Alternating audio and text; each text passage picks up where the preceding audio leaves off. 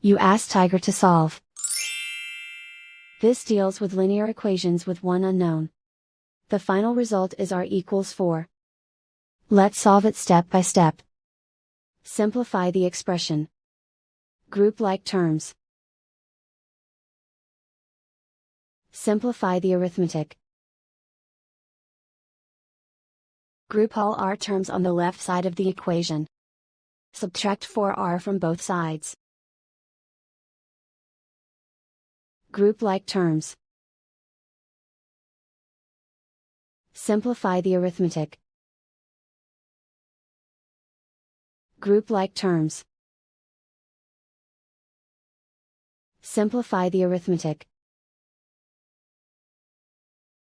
Group all constants on the right side of the equation. Subtract 4 from both sides. Simplify the arithmetic.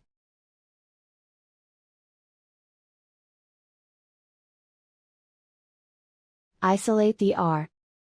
Divide both sides by 2. Simplify the fraction.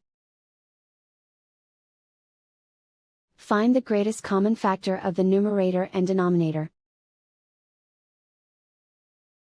Factor out and cancel the greatest common factor.